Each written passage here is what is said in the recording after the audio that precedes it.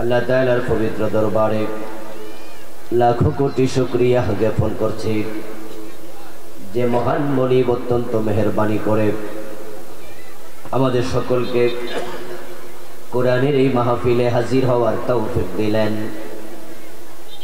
শুকরিয়া জানাই সেই মহান রবকে যিনি দয়া করে আমাদের সুস্থ রাখলেন, পবিত্র কোরআনের কথা বলার মতো শোনার মতো কোরআন মুখী হৃদয় দিলেন। এই সব নেয়ামত দিলেন কে? এই জন্য আমরা আলোচনা শুরুতে মন প্রাণ উজাড় করে অন্তরের সবটুকুন শ্রদ্ধা এবং ভালোবাসা দিয়ে আমাদের মনিব আল্লাহ তাআলাকে শুকরিয়া জানাই, কৃতজ্ঞতা জানাই। সবাই মিলে জোরে জোরে একবার কালিমাতু শুকর করি, আলহামদুলিল্লাহ। রব্বানা লাকাল হামদ হামদান কাসীরা তাইয়িবান মুবারাকান ফীহ। প্রিয় দিনী ভাইরা, আমি আপনাদের সম্মুখে পবিত্র কোরআন মাজিদ থেকে সূরাতু বনী ইসরাঈলের 23 এবং 24 দুটি আয়াতে কারিমা তেলাওয়াত করেছি। প্রিয় নবীজির পবিত্র মুখনসৃত একখানা ছোট্ট হাদিসে নববী পাঠ করেছি। আল্লাহ তাআলা তৌফিক দান করলে এখান থেকে কিছু কথা বলবো ইনশাআল্লাহ। যে দুটি আয়াত তেলাওয়াত করলাম, এই দুটি আয়াতে কারিমাতে আল্লাহ তাআলা বিশ্ব মানবতাকে লক্ষ্য করে মূলত দুটি মেসেজ দিলেন, মৌলিক দুটি বিষয়ে নির্দেশনা প্রদান করলেন।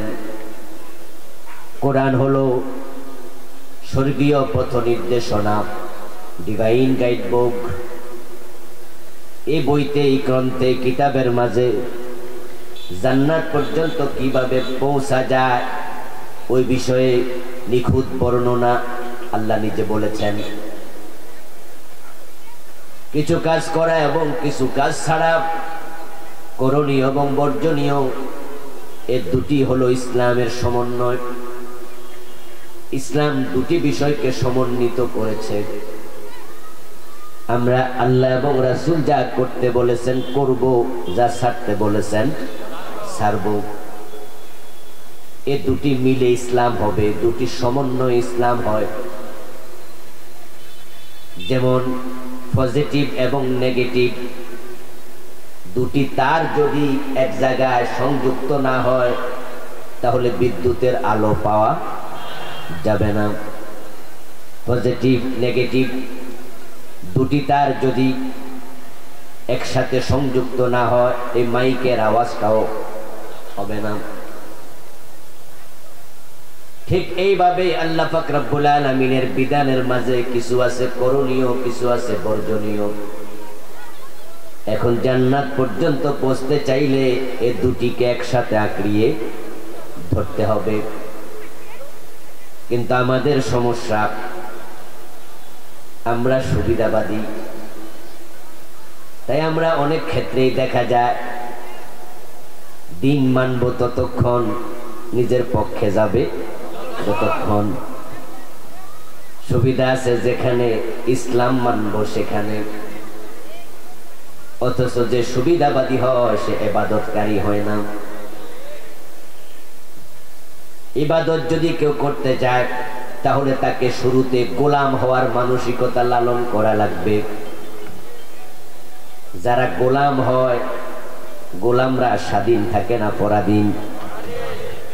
গোলামরা মন মতো চলে না মালিকের আইন মতো চলে। এখন আমরা যদি গোলাম হই, আমাদেরও একজন মালিক আছে। ওই মালিকের নাম কি? আর আল্লাহর আইনের কিতাবের নাম কি? তাহলে কোরআনে যা আছে সব আমাদের মানতেই হবে। এই ক্ষেত্রে সুবিধাবাদী হওয়ার কোনো সুযোগ নেই। এই চিন্তা লালন করার নাম হলো ইবাদত।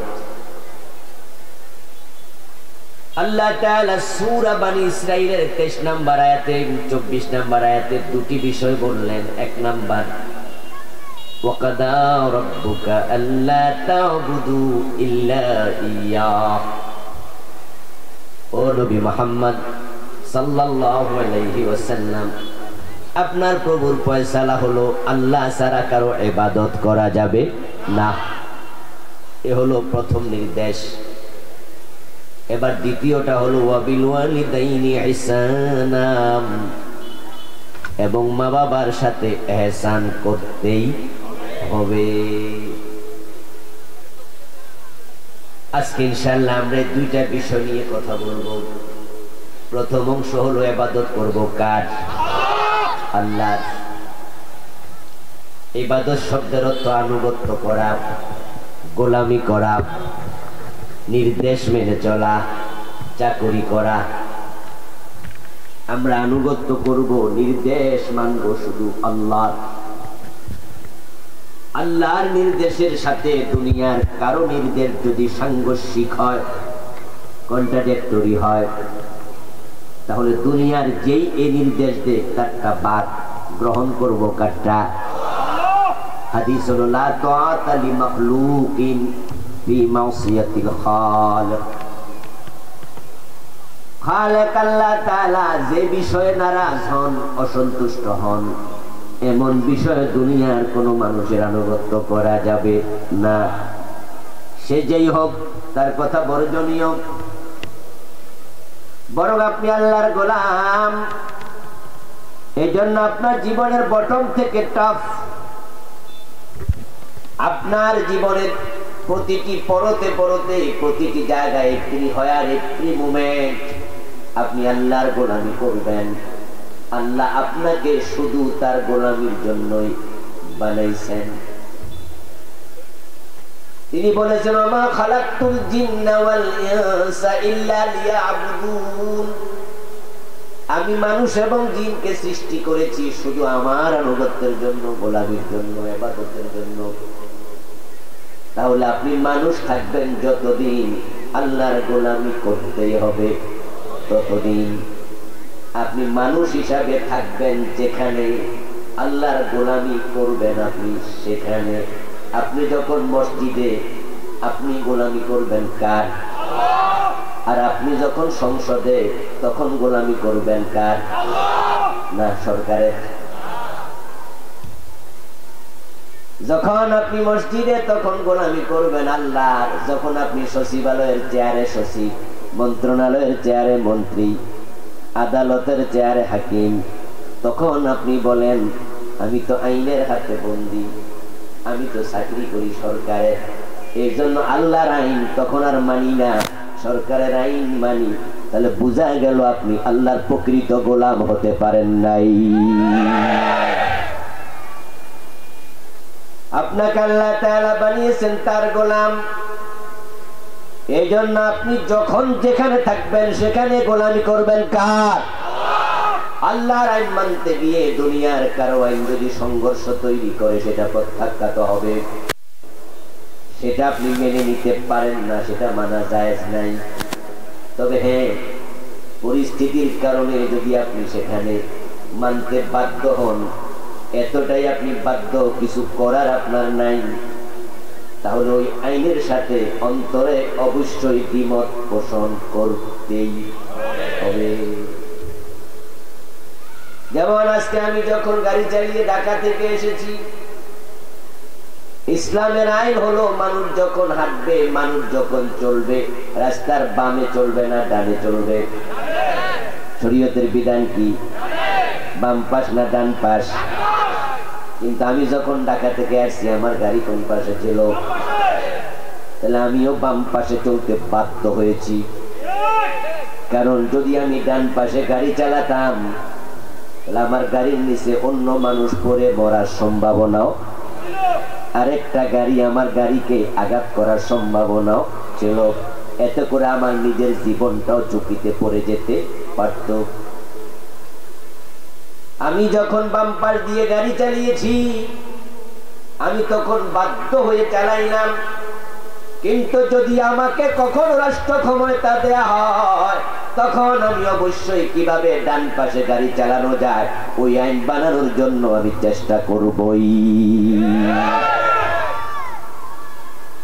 আমার ভাইয়েরা, আপনি অন্তরে আল্লাহর আইনের সাথে একাত্মতা পোষণ করবেন। পরিস্থিতির কারণে যদি আপনি বিপরীত কিছু করেন, আল্লাহ পাক রব্বুল আলামিন মজবুর ব্যক্তিকে ক্ষমা করেন।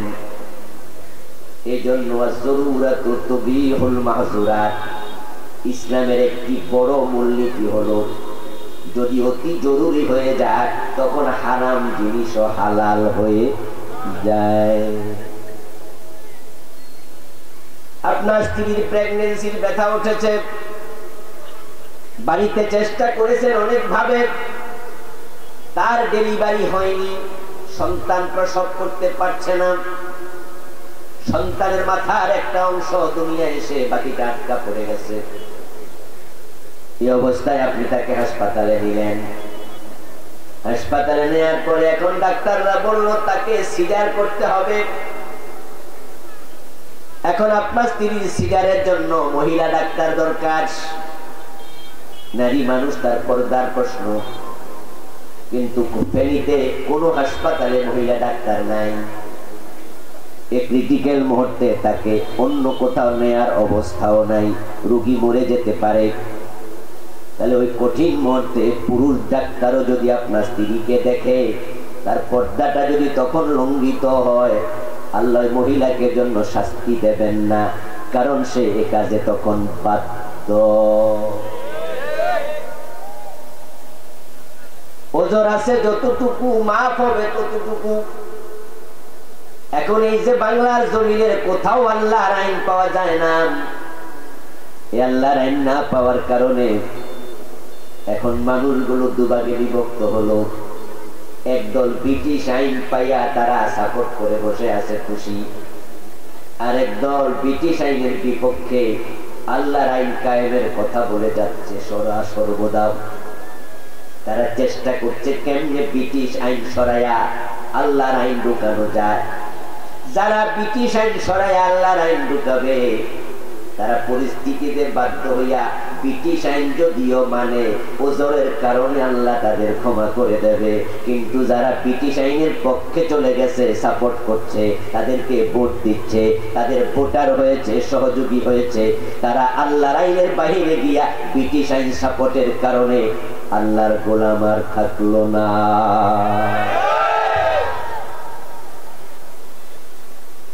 আর যারা আল্লাহর গোলামীর খাতায় তাদের নামটা রাখতে পারে নাই, তারা জান্নাত পাবে না। কেন জান্নাত পাবে না এবার শুনুন।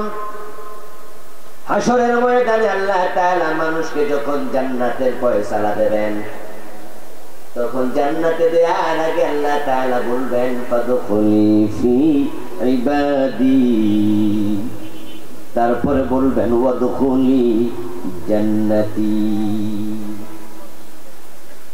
শুরুতে বলবেন না জান্নাতে প্রবেশ করো, বরং আল্লাহ তাআলা শুরুতে বলবেন ফাদখুলি ফি ইবাদি, আমার বান্দাদের কাতারে আগে ঢোকো। তাহলে যারা আল্লাহর বান্দা হিসাবে জীবন যাপন করেছে, পুরা জীবনের সব জায়গায় আল্লাহর আনুগত্য করার সিদ্ধান্ত নিয়েছে, তারাই সেদিন কাতারের মাঝে ঢুকবে। এবার